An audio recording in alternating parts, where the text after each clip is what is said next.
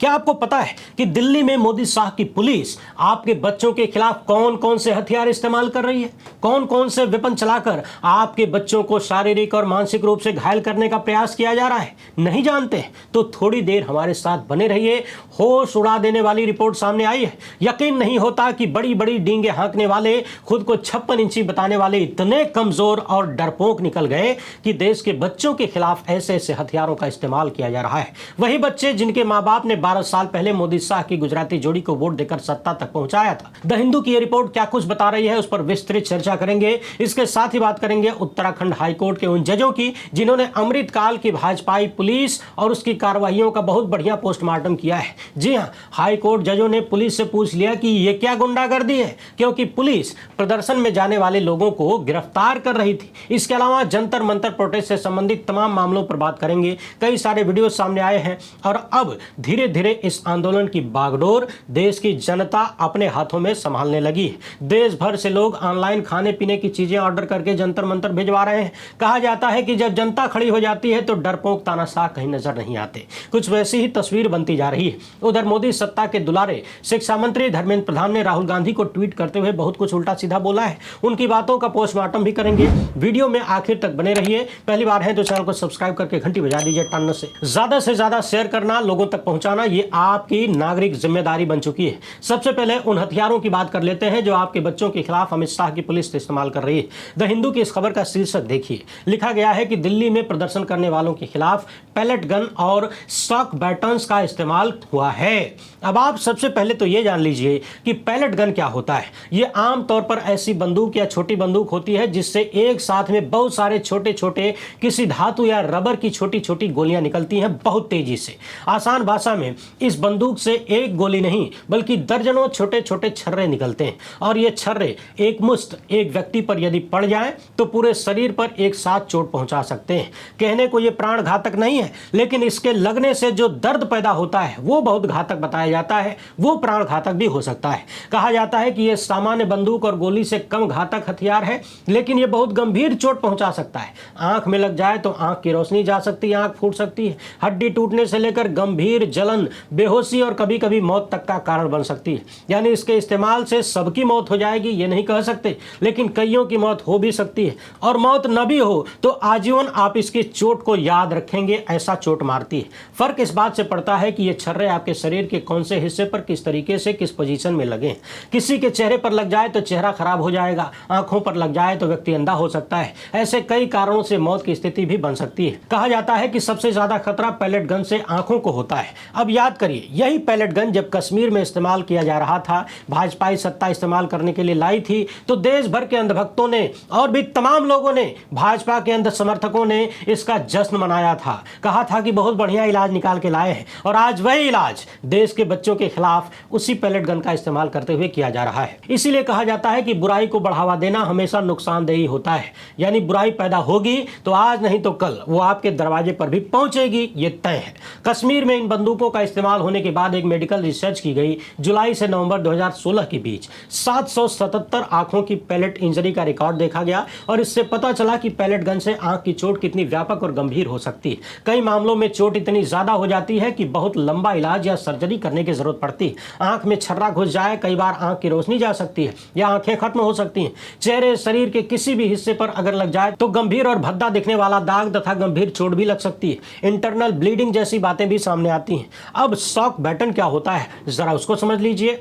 जैसा कि नाम में ही शॉक लगा हुआ है यानी झटका, ये एक डंडे जैसा डिवाइस होता है जिससे व्यक्ति के शरीर को इलेक्ट्रिक शॉक दिया जाता है।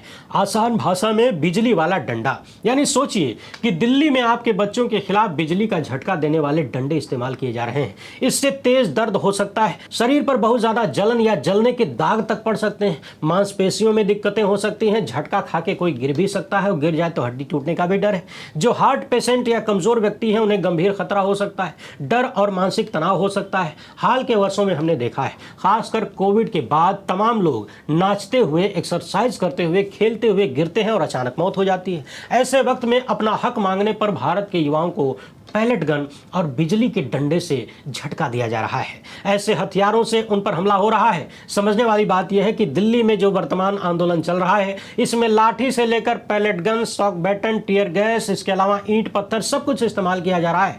बार बार यह आरोप लग रहा है कि दिल्ली पुलिस ने ही कथित रूप से ट्रकों में भर भर के ईंट पत्थर मौके पर पहुंचाया था, क्योंकि प्रदर्शनकारियों का तो कथित रूप से बैग और पॉकेट सब कुछ चेक हो रहा है और अपनी अपनी जेबों में कोई कितना पत्थर लेके जाएगा, क्यों लेकर जाएगा। जो पहले से ही गांधीवादी आंदोलन का ऐलान कर चुके हैं, वो भी डरे हुए हैं कि अगर हमारी तरफ से कुछ गलत होगा तो सामने वाले भी हमला करेंगे, जाहिर तौर पर करेंगे। मगर सोचिए कि दोनों को एक दूसरे में भिड़ा के सत्ताधारी आनंद ले रहे हैं। सवाल है कि क्या लाठी और बंदूक मारने का बहाना ढूंढने के लिए पुलिस ने खुद ही ईंट पत्थर का इंतजाम किया और कथित रूप से अपने ही पाले हुए गुर्गों से पहले पुलिस पर ईंट पत्थर चलवाए ताकि पुलिस वाले लाठीचार्ज करने को तैयार हो जाए, पीटने का बहाना मिल जाए। अभी दिल्ली पुलिस पर बहुत सारे गंभीर आरोप लग रहे हैं। सादे कपड़ों वाली पुलिस से लेकर महिलाओं के साथ बदसलूकी की ऐसी तस्वीरें सामने आ रही है जो गुजराती जोड़ी की सरकार की पोल खोलती है। द हिंदू की यह रिपोर्ट बता रही है कि शेख इरशाद मंसूरी को पैलेट गन से नुकसान पहुंचा। यह दिल्ली में पैलेट गन के इस्तेमाल का पहला मामला बताया जा रहा है। हालांकि दिल्ली पुलिस ने इसे पूरी तरह से खारिज किया है, गलत खबर बताया है। मिस इन्फॉर्मेशन फैलाने वालों पर कानूनी कार्रवाई की धमकी भी दी जा रही है। मगर समझने वाली बात यह है कि अगर पैलेट गन वाली इंजरी हुई है तो किसी न किसी ने तो चलाया होगा। आम आदमी के पास तो यह सब होता नहीं है, तो फिर प्रत्यक्ष को किस प्रमाण की जरूरत है।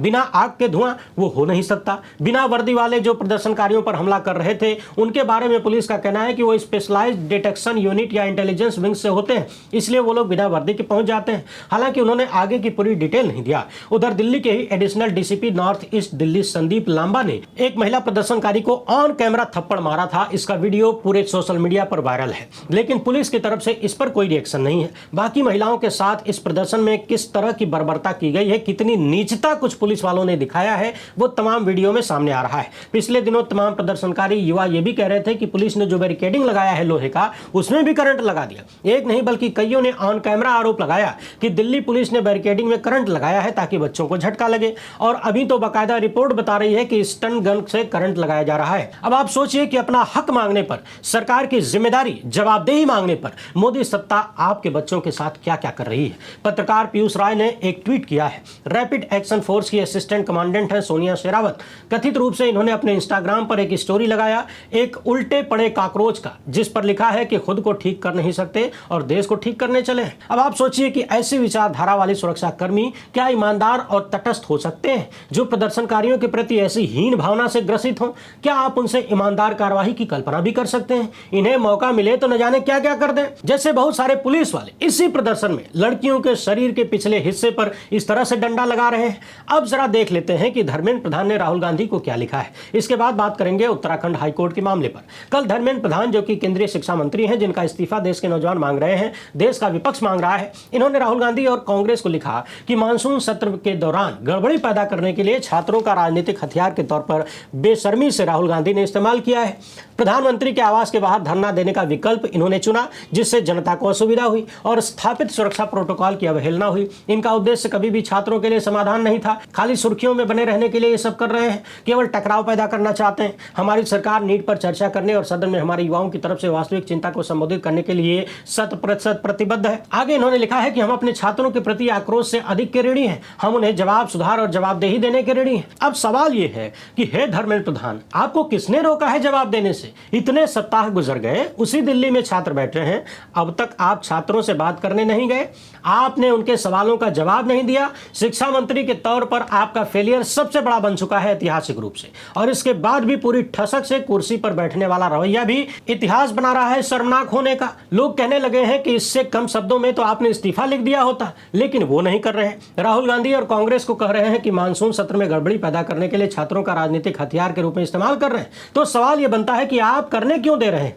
जब नीट का पेपर लीक हुआ और देश भर में सैकड़ों की संख्या में आए दिन पेपर लीक हो रहे हैं, तो आप क्या करते हैं? आपकी तरफ से कोई भी मजबूत एक्शन नजर नहीं आता, और कुछ नहीं कर सकते तो कुर्सी कहां नहीं छोड़ देते? यदि आप सच में छात्रों के प्रति जवाबदेह हैं, उनकी समस्याओं को जानना, समझना, हल करना चाहते हैं, तो या तो काम करिए या फिर किसी और को करने दीजिए। आखिर ये किस हद की बेहयाई है कि पहले आप देश भर के युवाओं को इतना मजबूर कर दें कि वो अपनी जान जोखिम में डाल के दिल्ली तक जाएं प्रदर्शन करने, उनके साथ यदि कोई नेता खड़ा हो जाए तो आप कहें कि वो राजनीति कर रहे हैं। लगभग 20 छात्रों ने अपना जीवन स्वतः समाप्त किया है नीट पेपर लीक के कारण। इसकी जिम्मेदारी और जवाबदेही किसकी है धर्मेंद्र प्रधान? राजनेता राजनीति नहीं करेंगे तो क्या करेंगे? सबके पास इतना हुनर तो है नहीं कि वो कहीं विदेश में जाके ड्रम बजा लें, कहीं साइंटिस्ट बन जाए, कहीं इंजीनियर बन जाए, कहीं डॉक्टर बन जाए। एक राजनीतिक नेता, विपक्ष के नेता जनता के मुद्दों पर राजनीति नहीं करेगा तो क्या करेगा? प्रधानमंत्री के आवास के बाहर धरना देने से किसी जनता को असुविधा नहीं होती, ये झूठ मत फैलाइए। असुविधा और डर हो सकता है प्रधानमंत्री को लग रहा हो, आपकी सत्ता को लग रहा हो, तभी तो संसद भवन से दनादन काली काली गाड़ियों में बैठ के निकल लिए, भाग लिए। पीएम आवास के बाहर कौन सी जनता होती है जिसे असुविधा हो गई? आपके पेपर लीक के कारण देश की करोड़ों जनता को जो असुविधा हो रही है उसकी चिंता आपको बिल्कुल नहीं है। तभी तो इतने दिनों में आपने उसके संबंध में कोई भी मजबूत जवाब तक नहीं दिया। लेकिन प्रधानमंत्री के घर के बाहर जैसे राहुल गांधी बैठे आपको उनकी चिंता होने लगी। इसी बीच पिछले दिनों उत्तराखंड में वहां की भाजपाई सरकार की पुलिस ने नया इतिहास बना दिया। 62 साल के एक व्यक्ति जिनका नाम है प्रभात ध्यानी, जो कि उत्तराखंड परिवर्तन पार्टी के अध्यक्ष हैं, ये दिल्ली के लिए निकले थे 20 तारीख वाले आंदोलन में हिस्सा लेने के लिए। लेकिन एक दिन पहले ही ऋषिकेश रेलवे स्टेशन से पुलिस ने उठा लिया। परिवार तक को नहीं बताया गया कि किस कानून के तहत पकड़ा गया, कहां रखा गया, शारीरिक स्थिति कैसी है, तबीयत कैसी है, ऐसी कार्रवाई क्यों की गई, किसी को नहीं बताया गया। हैबियस कॉर्पस के तहत जब इनके लोग उत्तराखंड हाईकोर्ट पहुंचे, इसकी सुनवाई जस्टिस रविंद्र मैठाणी और जस्टिस सिद्धार्थ शाह कर रहे थे। सुनवाई के दौरान राज्य सरकार की तरफ से कहा गया कि उन्होंने प्रभात ध्यानी को छोड़ दिया है और अब वो अपनी मां की अभिरक्षा में है। तो अदालत ने तुरंत सवाल किया कि वो व्यक्ति वयस्क है, 62 साल उम्र है, उन्हें सीधे क्यों नहीं छोड़ दिया? मां की अभिरक्षा में देने का क्या अर्थ निकलता है? और उन्हें पकड़ा क्यों गया? पकड़ने और छोड़ने से जुड़ा हुआ जो भी दस्तावेज है वो हमको दीजिए। दिया क्यों नहीं? उन्हें किन परिस्थितियों में और किस कानून के प्रावधान के तहत रोका गया? दिल्ली जाने से उत्तराखंड की भाजपाई सरकार ने पहले तो कहा कि ये पूरी तरह से कानूनी था। तो अदालत ने पूछा कि बताइए वो कौन सा कानून है, कौन सा ठोस आदेश था जिसका प्रभात ध्यानी ने उल्लंघन किया था? और अगली लाइन बोलते हुए उत्तराखंड हाईकोर्ट के इन 2 जजों ने भाजपाई पुलिस के एक्शन का पूरा पोस्टमार्टम कर दिया। कहा कि ये पुलिस की मनमानी या गुंडागर्दी जैसी कार्रवाई है, यह विशुद्ध गुंडागर्दी है। आपके पास ऐसा करने का अधिकार कहां से था? अदालत ने पूछा कि क्या किसी प्रदर्शन में भाग लेना अपने आप में संज्ञेय अपराध है? क्या पुलिस बिना वारंट कोई कार्रवाई कर सकती है? हाईकोर्ट ने कहा कि भारत के नागरिक को देश में कहीं भी आने जाने का अधिकार है। केवल दिल्ली जाने या प्रदर्शन में शामिल होने की इच्छा के आधार पर उत्तराखंड पुलिस उसे कैसे रोक सकती है? इसके बाद भाजपाई पुलिस ने जो जवाब दिया जरा आप उसे सुनिए। इनका कहना था कि हमने बीएनएसएस की धारा 163 के तहत कार्रवाई किया, जो कि किसी तत्काल खतरे, दंगे, सार्वजनिक शांति भंग या जीवन सुरक्षा के खतरे को रोकने के लिए हमें शक्ति देती है। तो हाईकोर्ट ने पूछा कि क्या धारा 163 का प्रतिबंध उत्तराखंड में भी लागू था? क्योंकि प्रभात ध्यानी तो उत्तराखंड में थे, जब वो दिल्ली पहुंचते तब इस धारा का उल्लंघन हो सकता था, यानी जहां ये धारा लागू थी।